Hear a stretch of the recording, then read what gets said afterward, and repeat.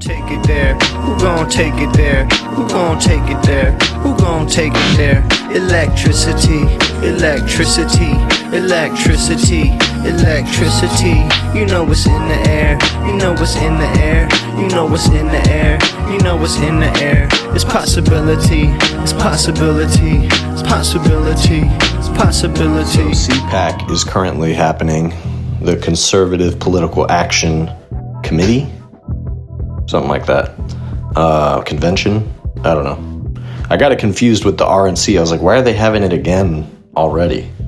But no, this is different from the RNC because this is actually not the mainstream conservative cohort, so to speak, which is what the RNC is. RNC is the Republican National Convention. So even the name Conservative Political Action Committee implies that it is further to the right. But especially now, what was a platform for the fringe and radical elements of the right wing is now pretty much the mainstream outlet of the Republican Party. You got J.D. Vance speaking there. Elon Musk was there. Steve Bannon did a speech, which we're going to get to later. I'm sure Trump will do a speech as well. I think the last day for this is on the 22nd. So I just wanted to highlight a couple things that I saw from this so far. I'm not going to play any clips from it because that would be abusive to my audience. And I really don't think there's that much value in, listening to what they have to say in that kind of environment, because they're just talking directly to their most radical and activated base. And so if you're interested in the kinds of things that they say to that audience, and perhaps there is some information to be gathered there, but if you're paying relatively close attention to conservatives and Republicans already, then they're not saying that much at these conventions that we don't already know. The only thing that you really can glean from paying attention to some of these speeches is the moments where they push things further than they've been willing to in the past. You definitely saw that from Steve Bannon here. You see it a little bit from Elon Musk, just in the fact that he seems like he's losing it a little bit, man. He seems pretty clearly on drugs at this convention, and Grimes is publicly pleading with him to respond to her about their kid who's having some kind of health emergency, and she's saying that she has to publicly ask him to do something about it because there's no other way for him to get in contact with her. And then in response to that, he seems to have shadow banned her account. He removed some of those tweets that she made on the back end. And there was a point where you couldn't even find her by searching her name on Twitter, which maybe has changed by now. To me, that seems like maybe somebody else made that call. That seems like somebody at Twitter who knows what Elon Musk wants and knows how he responds to things normally, saw that tweet from Grimes before he did. I mean, maybe he saw it, but he was at the convention actively as she was tweeting him.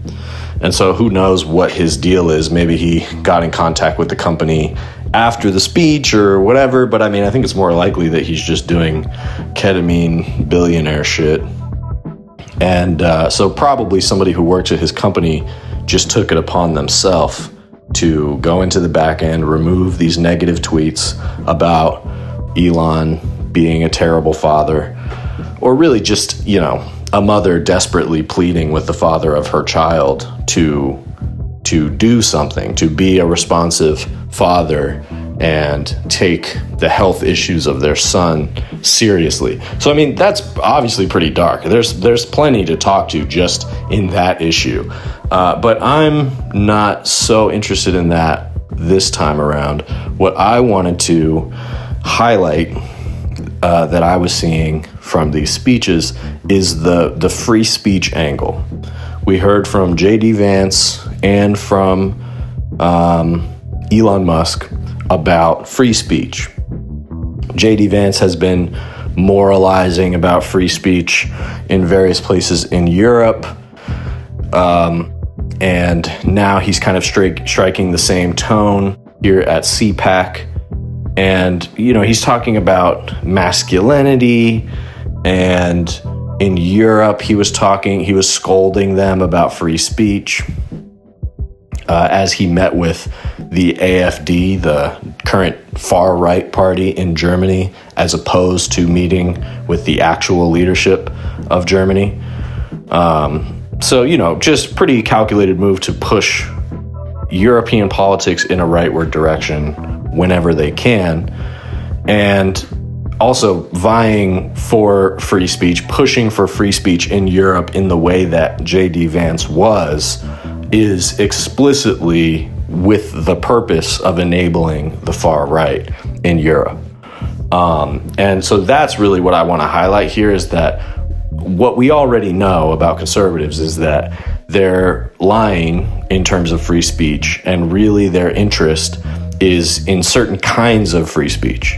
They want certain types of hateful speech and well-known fascistic and violent rhetoric to be normalized. That's the goal. And we have many examples so far of Trump and his administration clamping down on free speech, going after free speech, and generally not respecting that as a right that his enemies have. Only the people who are loyal to Donald Trump, the people who are speaking positively about Donald Trump, are the ones who should be entitled to free speech. It's free speech for me and not for thee, is what we get from these people, because they go after you if you support Palestine. They go after you if you say negative things about Trump on a high-level platform. They go after you if you use language in academic papers about being transgender or even using the word transition. I mean, these people put blanket bans on any types of communications within the government and published by the government based on keywords like transition, trans, equity, that sort of thing. That was what was imparted in this DEI ban that Donald Trump took on the second he got into office, was banning of words that different departments in the government are not allowed to use. And again, that includes scientific papers, it includes important medical research and communications, updating people about research that is pertinent to their own health and the health of their children, and that sort of thing. So that is what it really looks like to go after free speech. Going after academics, going after teachers, going after schools, going after DEI, saying that you're going to cut public funding for schools that have diversity programs of any kinds. I mean, what does that mean, first of all? And then even once you get to the point of understanding what they think they mean by diversity and DEI, it is still an assault on free speech. I mean, that's how you do it, through the government. The First Amendment exists to prevent those in power and those in the presidency from going after free speech in the exact way that Donald Trump is doing it, saying that the things that you teach people about, the education that you give people, which has been designated by the government already. So now, because there's a new administration, that administration is unilaterally deciding what is appropriate and not appropriate for schools to teach their children. And if they don't go along with that, if these schools don't go along with that, their funding is cut. So effectively, funding that they are designated from the government is contingent upon what they say. That is an assault on free speech. But what we see at CPAC from people like Elon Musk is talk about free speech, about making jokes, right? Oh, you can't even make jokes anymore. And then JD Vance said the same thing. He said, masculinity used to be about hanging out with your buds and having a beer. Me and my buds, we like to make jokes with each other. We're just joking around. Nowadays, you can't even joke with your buds anymore. It's an assault on the masculine urge to quote Anchorman with your boys. So that's what they're talking about when they say free speech is under attack. That's what they're referring to. Is that bullshit. Slurs, being able to call people what you want, being able to make denigrating jokes about trans people, black people, whoever, immigrants. But if you make those same type of jokes about people in power, people like Donald Trump, people like JD Vance, people like Elon Musk has specifically gone after people on Twitter for saying negative things about him. The only reason that he doesn't do it more is because there's so many people on Twitter saying negative things about him that he literally couldn't stop them all if he wanted to, at least not without tanking the engagement of his own platform. And he knows that. But beyond that, Elon is fully in favor of going after free speech, even on his own platform. When there are community notes that pop up on his posts under the same pretense that they would pop up on any post, Elon Musk will get rid of them, just like he did in this dispute. This astronaut, somebody posted a video of him talking about how the International Space Station astronauts were left up in space for political reasons. And there was a community note saying that that's not true. And he got rid of that community note. He stepped in to community notes a few different times in order to get it taken down. And to be fair, community notes tends to work pretty well. It's actually a decent balance in terms of fact-checking information. It seems like a decent way to do things, but only because there was a fair amount of balance in terms of whether that applied to people like Elon Musk or people in Elon Musk's orbit. If community notes pop up fact-checking them as well, that is an indication that there's some balance in the way that it's applied. But then if Elon Musk can step in and do away with that, especially in cases where people are criticizing him, this guy who is no longer just a private businessman, just a guy who has businesses. This guy is now directly involved in our government. He has sensitive data on all of us, probably everybody in the country now. He has access to data about them.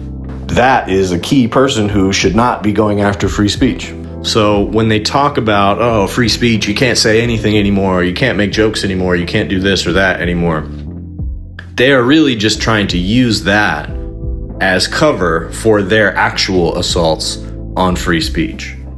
They want to be talking about making racist jokes and slurs and how people who say, Indians are genetically inferior should be allowed to have government jobs where they have access to millions of people's personal data and that sort of thing. That's the type of free speech that they want to protect. The type of free speech that they don't want to protect and want to curtail is the freedom to criticize power, freedom to criticize them personally because they are in power. These are things that we have the right to do as Americans. Then there's the other side of what we see happening at CPAC, where Steve Bannon gives his, populism speech. He said something about how, yes, we do want Donald Trump to run for a third term, which really just means that they want Donald Trump to be the president until he's dead. Absolute fealty to the king, to the supreme ruler, and fittingly, Steve Bannon did a Nazi salute at the end of his speech.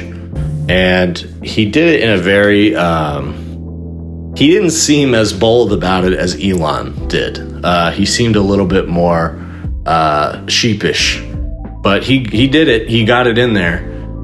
And that was an interesting gesture because, first of all, him and Elon supposedly have issues with each other. They are not supposedly in agreement of what MAGA politics is. Steve Bannon has said a couple times now that he wants to completely remove Elon Musk from Trump's orbit, which he has failed to do.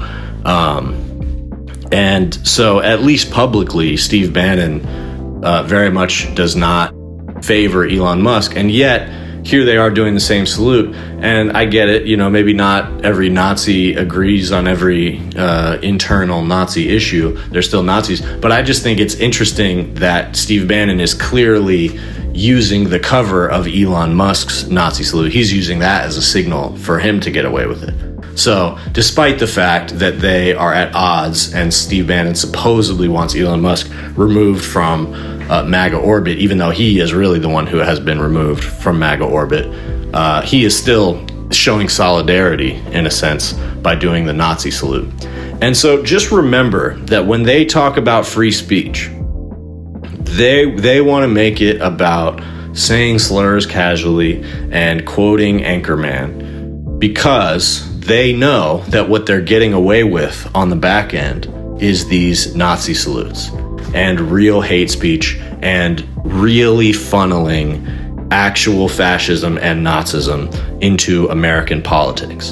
And so they have to do multiple things at once in order to accomplish that goal. They have to brand themselves as the free speech party, the defenders of free speech, so that even when Steve Bannon and Elon Musk are doing these Nazi salutes, they can be defended under the principle of free speech, which is exactly what J.D. Vance was going to Germany and lecturing them about free speech for. He wants the far-right party in Germany to be able to openly seek Heil. That's what Elon Musk and J.D. Vance are seeking, because they want a resurgence of that type of politics in Europe, and they want to see that type of politics making headway in America as well. And it is. So I think the most politically effective rhetoric that we could possibly be using, and this might be counterintuitive, and people are going to have disagreements about this, but I think explicitly calling these people fascists and Nazis, pointing out these fascist and Nazi salutes every time they do it, breathlessly, never ever letting them get away with that without talking about it, that is the only way that we are going to be able to sort of break this spell that they are trying to cast by distracting us with these nonsensical versions of free speech, censoring free speech that is critical of them, and getting away with Nazi salutes and openly praising Hitler and things like that. That's the sort of norm, the quote free speech ecosystem that they are trying to create. And the most effective thing that we could possibly say to chip away at that is to call them fascists and Nazis, because guess what? That's going to incite them to silence people who are saying that. It is still the number one thing that they don't want us to say about them. And it's a little bit inconvenient because now the media is acquiescing to that a little bit more. So pretty much anybody who says that about Trump is going to be marginalized to some extent. I don't think the media and the apparatuses that control the news are going to fight for people who are openly calling Trump a Nazi or a fascist anymore, even though they did for a while. And so that is going to be the thing to make an example of, even though it might be hard without the assistance of mainstream media. They've always partaken in some level of censorship, but I do think going forward they're going to be less open to that kind of expression about the president and his administration. And I think that is the most important kind of expression about the president that we could possibly be doing, because it's true, it's objectively true, and saying it is going to cause them to clamp down on free speech. And while that might not be enough to break the spell, it's at least going to be easier to point out that these people are not supportive of free speech, as they are actively and openly going against people who are using their free speech. So, especially as we see these people continue to do Nazi salutes and that sort of thing, call that shit out, call it what it is. And I want to highlight one thing that a guest on the Vanguard said in a clip that I just saw today. And again, I'm not going to play the clip, but I'll link to the video. And this guest that was talking to Gavin, his name is Dieter McBusiness, which is a ridiculous name, but I guess I'm not one to talk. And he just had an interesting thing to say. They were doing a video about Jon Stewart and how Jon Stewart was, some of you may have heard this, but saying that the media has been crying wolf about fascism, and that numbs people to hearing about fascism. And there is some truth to that. I've mentioned that in some way on this podcast. But what Stuart seems to miss, and a lot of people have pointed this out, is that the problem is not the media crying wolf. The problem is that there's really a wolf. And so maybe people have become numb to hearing it, but that doesn't mean it's not true. But what this guy Dieter says is that they should be more specific, Democrats, and he specifically mentions Kamala Harris, should have been more specific. Saying that they are fascist is not enough, clearly. It didn't work. But one thing that you can very specifically say is that Donald Trump's treatment of immigrants is comparable to Nazis' treatment of Jews in Europe. That's true. That's true. And if you draw that connection specifically, then you can start to convince people a little bit, because even if people want to try to talk their way out of that, at least you're pointing to something specific and you're backing them into that corner. And so, yes, we should continue to call these people fascists. We should continue to call out Nazism when we see it, and we should be as specific as possible. Be as specific as possible. Be able to draw those direct connections between the Nazis and the fascists in Italy, etc., so that it will be harder for people to wiggle their way out of that accusation. And they still will, and they're still going to try. And there's still going to be plenty, an infinite rotating door of people who are willing to defend fascism. Don't get it twisted. There probably will be no point where what we're seeing is too fascist for there to be somebody who's willing to defend it. But I think when all of this is said and done, or as things progress, the most potent tool that we are going to have against these people into the future is exactly what that guy Chris Cluey did when he got arrested for disrupting that city council meeting. These people are Nazis. They are fascists. This is a fascist movement. Saying that is still the number one thing that we're not supposed to say. So we should say it. If you like this video, please like and subscribe. And if you really want to support, consider becoming a member. It's the best way to support this channel. I'll be posting all kinds of exclusive content there, some exclusive podcasts, music, beats. If you like the beats that play in the back of these podcasts, all of that's going to be posted there. And if you have ideas for stuff that you would like to see as exclusive content, let me know and we'll try some things out.